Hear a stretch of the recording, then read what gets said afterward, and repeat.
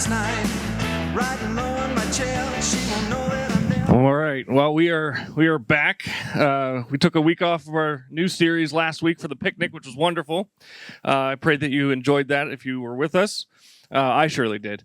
But we are back to our back to school themed series. Back to school, back to school season. For some of you, back to school something that is near and dear to your heart. It's a very real and present reality in your life. As teachers or parents or even maybe students yourself, back to school isn't just a memory. Back to school is something that you are living. Back to school is something that you're experiencing in real time right now. For others of you, for quite a few of us, including me, the idea of going back to school is but a distant memory. Fond memory, hopefully, a fond memory, but distant nonetheless. One of my favorite parts of going back to school, something many children enjoy to this day, is meeting your new teacher. See, my kids are homeschooled, so they know their teachers quite well from one year to the next. However, for anyone who's ever gone to a traditional public or private school, you know what I'm talking about. Meeting your new teacher at the beginning of the school year was always a great adventure, wasn't it? You might have heard stories about your new teacher from the upperclassmen. You might have even interacted with them in the hallways before. However, you could never really know what your new teacher was going to be like until you sat in their classroom for a little while. It was always such a fascinating experience. Sometimes you got a teacher that was super strict, right? Someone that, maybe you were anxious when you found out that this person was going to be your teacher because you knew that they were a stickler for the rules. Really tough. Sometimes, however, you found yourself in a classroom with a teacher that was more relaxed and maybe more relatable. Maybe they even had a decent sense of humor, told a good dad joke every now and then. I have to say, now that I'm an adult, I think back on those years with such appreciation for the patience and the persistence our teachers showed every year. Regardless of what I thought about them back then as a young, immature student, just about every teacher I had as a kid, they did a fantastic job of getting to know their students, relating to their students on a level they could understand, and helping us move from being ignorant youth to relatively educated young adults. There's still one or two when you think about it, you're like, how did you get into the field of education? How is that possible? But sure, the vast majority of them, 99% of them, were quite gifted in their field of expertise. And being a parent of just 2 children and being just partially responsible, along with my wife, not only for their education, but for their safety and their growth and their maturation and well-being and everything else, I now fully realize and appreciate just how much work it was for teachers who had a classroom full of like 30 kids when I was young. I couldn't imagine being responsible for all of those children at one time. I really couldn't imagine it. But getting back to my primary point, meeting your new teacher at the beginning of a new school year was always a fun adventure. Honestly, regardless of what I heard or what I thought I knew about the teacher or the teachers I was going to have that year, they always found a way to surprise me as I got to know them throughout the school year. And what always fascinated me the most, and perhaps some of the teachers in the room can relate to this, what always fascinated me the most was how some of the teachers who had a reputation for being the hardest and most demanding in school, you come to discover as you sat in their class and you got to know them, they were some people who had the biggest hearts and who were most passionate about their field of expertise, their subject matter, but also passionate and in love with the whole process of imparting that knowledge and that shared passion onto their students. I often, as a kid, I gravitated towards those tough teachers personally.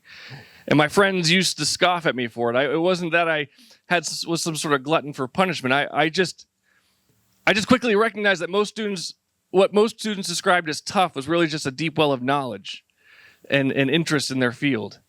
And it just took sitting in their classroom for a bit and getting to know them to realize they weren't these big, scary monsters they were often portrayed to be. So today, as we're continuing our Saved by the Gospel teaching series in this back-to-school theme, so to speak, we're doing so by reviewing some of the basic tenets of our professed Christian faith. And the series is meant to be a fun review of sorts, recalling the ideas and beliefs which we claim to believe, but sometimes take for granted by not spending time discussing them as often as we should. As I said, we started the series 2 weeks ago, and we kicked the series off. We looked at and gave a thorough reflection on the question of simply who is God? Who is God? And if you missed that message, You can find an archive of it on our website, on our YouTube page. But in terms of a quick review, because this is going to be important in this message today, we concluded that among many other things, God is, one, creator and sustainer of all life. Two, he's the Lord of all and the only righteous judge. And then finally, three, he's the full embodiment of love. So today what I want to do something similar that we did 2 weeks ago by beginning what will ultimately be a two-part discussion on the question of who is Jesus? Who is Jesus? And I mentioned I'm breaking this discussion up into two parts because I believe there are actually two distinct and important questions which often get lumped into one conversation when anybody asks the question, who is Jesus? The first of the two distinct questions which have to be answered is, who was the person we read about in the Gospels and in other historic documents described as Jesus of Nazareth? Who was that person? What was he like? Where did he come from? What was his identity? The second question, which is equally as important but requires the first question to be answered, is that why did Jesus have to die on the cross ultimately? What was the point of the cross? So we're going to look at both of these questions because I believe both of these subjects get wrapped into that one question of who is Jesus. But today we're going to start with that former question. Who is the historic person we read about named Jesus of Nazareth? And as one might expect, I'm convinced that the best place to find the answer to that question is found in the Bible. If you truly want to know Jesus, if you truly want to understand and appreciate who he is, we have to spend time in God's word. And right off the bat, the very first thing we simply must acknowledge before we can proceed into any other discussion about who Jesus was, what Jesus said, or what Jesus did, is we have to acknowledge, this is your first lesson in your handout, is that Jesus is the fulfillment of more than 300 prophecies. Jesus is the fulfillment of over 300 prophecies. And when I printed my handouts this morning, or last night, I realized I didn't leave an extra blank. I want you to write in bold letters next to that lesson the word announced. He's announced. Depending on which biblical scholar you read, depending on how one interprets the Old Testament prophecies, Jesus fulfilled at minimum, 324 biblical prophecies describing the coming Messiah. There are other biblical scholars, however, and I can give you some names, but we don't need these complicated names right now, I don't think. There are other biblical scholars who put that number as high as 456.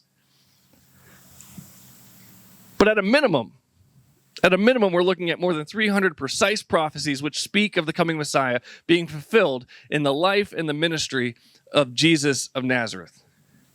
And just to give you a taste of just how precisely God thread the needle to assure us that Jesus is the fulfillment of those prophecies, that Jesus is the promised Messiah, here are a few of the prophecies that Jesus actually fulfilled. I put them in your handout for you. In Isaiah chapter 7, we get that Jesus was going to be born of a virgin. In Micah chapter 5, Jesus would be born in Bethlehem. We find in Genesis 22 and Jeremiah 23, his lineage. Jesus was going to be a descendant of both Abraham and from Abraham down through the line of David. We get both of those references in Genesis 22, Jeremiah 23. His arrival was immediately foretold by a prophet from the wilderness. That is, of course, John the Baptist. And this was promised in Isaiah chapter 40. In Isaiah chapter 35, we get a reference that he would perform many miracles. He would open the eyes of the blind. He would open the ears of the deaf. They'd be unstopped. The lame would leap like a deer, and the mute tongue would shout for joy. One of the most famous prophecies, the one in which Jesus utilized to make it as clear, as abundantly clear as he possibly could to those who were watching him in the first century, is Zechariah chapter 9, verse 9. This is where Jesus rode a donkey into Jerusalem during his triumphal entry. Every living Jew at the time who gathered for Passover in Jerusalem would have immediately recognized what Jesus was doing when he sought out a donkey and rode up on the back of a donkey into Jerusalem. This was foretold in Zechariah chapter 9. In Isaiah 53, we're promised that upon his death, Jesus would be buried in a rich man's tomb.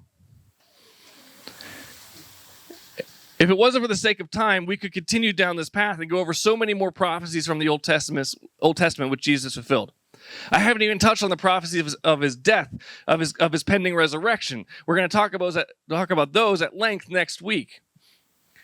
My purpose to this morning in highlighting this for you right now is just to remind you, or perhaps even put before you for the very first time, that we don't worship Jesus, we don't serve Jesus because God simply decided after the fact that he liked what he saw in this guy and decided to make him the Messiah.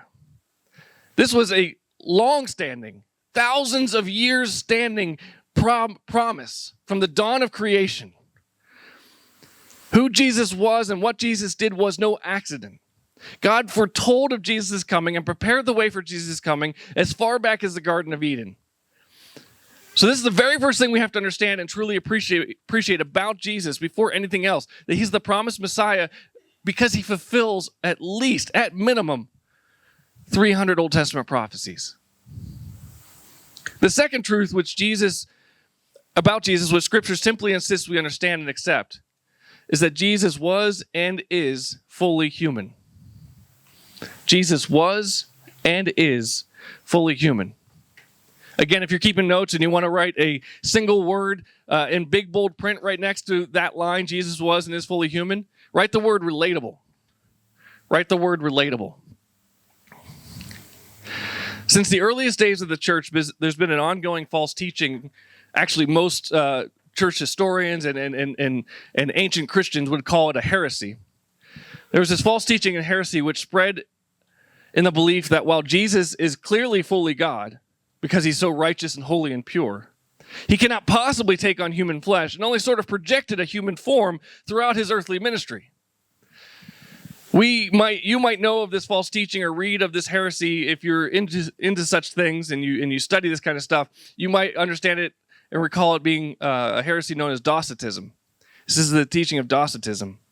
Separating Jesus from his human nature is a problem because without his human nature, Jesus cannot fulfill his prophesied purpose, which was to reconcile humanity with God. I know that sounds really complicated, but let me just kind of get down to what it means. It means that Jesus was born a human being and grew up and experienced life, much like every human being since the dawn of creation has grown up and experienced it. He was dependent on his mother. He had to eat. He had to drink. We also know what happens thereafter. When you eat and you drink, he had to do that part too. We also know he had to work and likely was forced to provide for his family upon the death of his father in this regard. This also means that Jesus had to endure the difficulties, the pain, and the suffering of life in this fallen world. Jesus knew loss. Jesus knew heartache. One of the most famous scripture verses in all of the Bible is 2 words from John chapter 11. Jesus wept. Why is this important? I think it's important for a couple reasons. First and foremost, it makes, as I said, God relatable. This is precisely what John spoke of in the opening words of his gospel. In John chapter 1, verse 14, the Word became flesh, and he made his dwelling among us. We have seen his glory, the glory of the one and the only Son, who came from the Father, full of grace and truth. Without a fully human Jesus, there is no means by which we can have a personal relationship with God. We simply cannot relate to him. God in his holiness and his righteousness, he can't relate to us either. As sinful, broken human beings, condemned to death and decay, he doesn't know that. He cannot experience that or without, of course, taking on humanity. The second reason this matters, something we will talk more at length again about next week, is reflected on in Hebrews chapter 2. The writer of Hebrews declares that since the children have flesh and blood, he too shared in their humanity, so that by his death he might break the power of him who holds the power of death, that is the devil, and free those who all their lives were held in slavery by their fear of death. For this reason, he had to be made like them, fully human in every way. God took on flesh, he entered into our world, became fully human, so that he could not only live and relate to us, but that so he could suffer and die for us, taking on the suffering and the consequences of our sin on his behalf. in order that he who had the power of death, that of course being the devil, could be overcome once and for all. Jesus, being fully human, destroys any suggestion that God is unrelatable or simply too far removed from us, separated from us. There's this popular image in our culture these days about a God who is just, he's a clockmaker. Out in the distance of the cosmos, he puts things in order, he sets the clock in motion, and he lets it run its course, and he has nothing to do with it because he's just so superior. He's so vastly superior that he cannot possibly relate to it. He can't reduce himself to our minuscule reality. But that is not the God we worship. That's why Jesus, being fully human, is of utmost importance. We have to see Jesus as being one of us, enduring life as we do, experiencing life as we do. He knows your pain. He knows your suffering. He knows what you're going through, and he knows it because he himself experienced it for himself. And because he experienced it for himself, he can redeem you from that which you're going through. You are never truly alone in this life because you have a God who has been there, done that with you. Never fall for the temptation and the outright lie of Satan that God doesn't care about you or has forgotten about you or is too far removed from you to ever give you any time of day. We know this simply isn't true because God descended from his throne, took on flesh for that very reason. So the first thing we have to know about Jesus is that he's the fulfillment of prophecy. He was foretold since the dawn of creation. Between 300 and 500 times, God declared exactly what Jesus was going to be like, and Jesus fulfilled it. The second thing we have to know about Jesus and simply accept about Jesus is that he was and is fully human. But the reverse is also true as well. And this is the third thing we need to know about who Jesus was and who Jesus is. Jesus was and is fully God. And again, if you're going to put another big bold word next to that, write something like in charge. He's in charge. We simply have to acknowledge that the other side of the coin when it comes to Jesus' identity is true as well. He wasn't merely fully human. He wasn't just some guy who was born that Jesus looked upon and said, yeah, I'll take you. I'll do some stuff through you. No. If he was merely human, nothing he said or did would have had any eternal impact. Every now and then, I hear someone say, or I read on some ignorant post on Twitter or Facebook, this idea that Jesus was, while being a historically verifiable person, we acknowledge that he was there, he was real, but he was just that. He was just a person. He was a good man. He was a wise teacher, a servant of the people, someone worthy of listening to every now and then. But ultimately, he was just that. He was just a person. Again, for those who are interested in such things, this is the opposite yet equivalent heresy known historically as Arianism. It's known as Arianism. It's this ancient false teaching that suggests that Jesus never personally identified with being God and that it was the church, in hopes of exuding some sort of influence on the government and having some sway in the society at large. They came up with this idea and started promoting this idea that Jesus was actually God. And they started promoting this idea many, many years after his death. This is the false teachings that came just a number of years after the church started. And this false teaching has been falsely promoted for 2,000 years. And I just love it when people say or write this sort of thing today. I love it because it tells me two very important things about them. It tells me that A, they're at least interested. They're at least interested in some of the things that Jesus had to say and some of the things that Jesus did during his lifetime.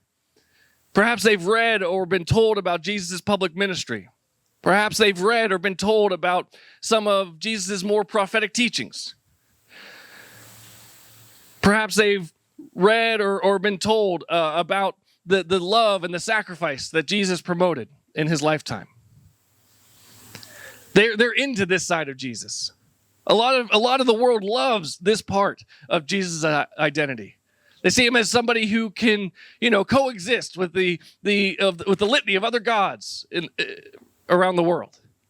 He's just a good guy. He's one of many options in the salad bar of religious life that we get to choose from. The second thing it tells me about somebody who promotes this kind of idea, the second thing it tells me is that they're either unaware of the fact or simply unwilling to accept the true lordship of Jesus Christ. In other words, there's a foot in the door. They like a bit of what Jesus stood for and either need to be educated on what Jesus actually said about his full identity, or they simply need to be confronted with the reality that they're willfully ignoring about him. One of my favorite passages to bring up in this sort of conversation is the one found in John chapter 8. In John chapter 8, Jesus is entertaining a rather lengthy conversation between himself and the religious leaders of his day. They're pushing back on him, as they often did, for the miracles he's been performing and the teachings he's been promoting. They're basically calling him out and demanding he explain where he gets his authority to do what he does and to say that which he's been saying throughout the few years of his ministry thus far. And we don't have time to read the entire passage, so I'll just hit the highlights for you. We'll start in verse 31 of John chapter 8. John records a story saying, "To the Jews who had believed him, Jesus said, 'If you hold to my teaching, you are really my disciples. Then you will know the truth,'" and many of us love this passage, "'you will know the truth, and the truth will set you free.' They answered him, 'We are Abraham's descendants and have never been slaves of anyone. How can you say that we shall be set free?' Jesus replied, 'Very truly I tell you, everyone who sins is a slave to sin. Now a slave has no permanent place, now a slave has no permanent place in the family, but a son belongs to it forever. So if the son sets you free, you'll be free indeed.'"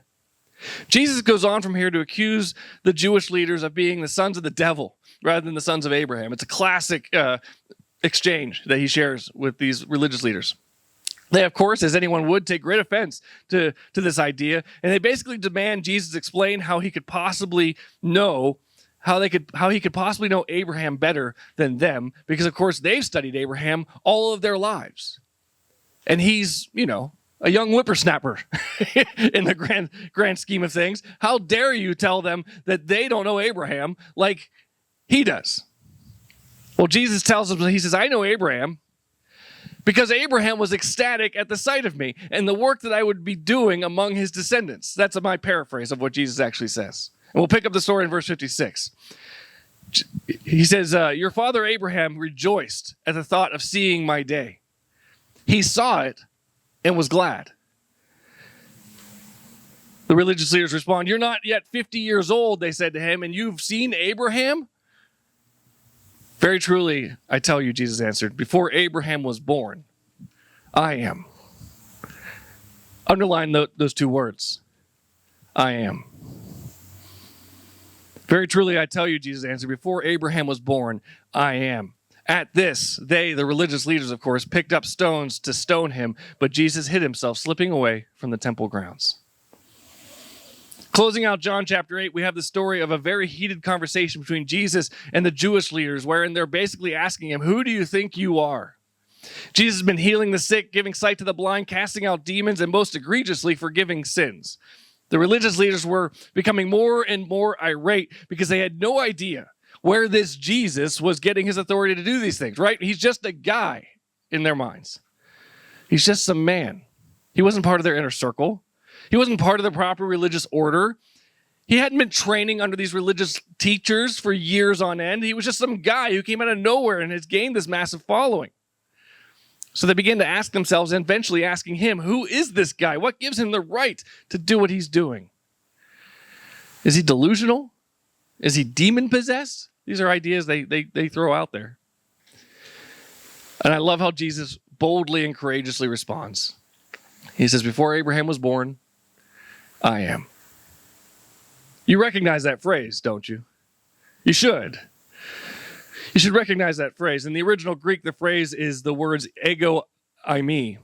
The phrase ego eimi is a well-used phrase throughout the New Testament, but it's particularly popular in the Gospel of John. In fact, in the Gospel of John, that phrase is Jesus' go-to phrase. We see it over and over again. Jesus says things like, "I am the bread of life. I am the light of the world. I am the gate for the sheep. I am the good shepherd. I am the way, the truth, and the life," so on and so forth. He has so many of these I am statements in the Gospel of John. But here in John chapter 8, Jesus simply says, "I am." When Jesus spoke these words here, he was making a bold and powerful statement which every Jewish person, especially the Jewish leadership, would have immediately recognized. Jesus is equating himself to the great I am, to the I am spoken to Moses by God in the burning bush. He's saying, remember that God? Remember that God who called Moses out to Moses through the burning bush? Remember that God who freed Israel from Egypt? Remember that God who led the Israelites across the desert and sustained them for 40 years? Remember that God who established Israel as an independent and mighty nation with David as its king? Remember that God who repeatedly rescued Israel from their self-inflicted sufferings? Remember that God who protected the people and led them out of their Babylonian exile? Do you remember that God? Do you know who that God is? I am. I am He.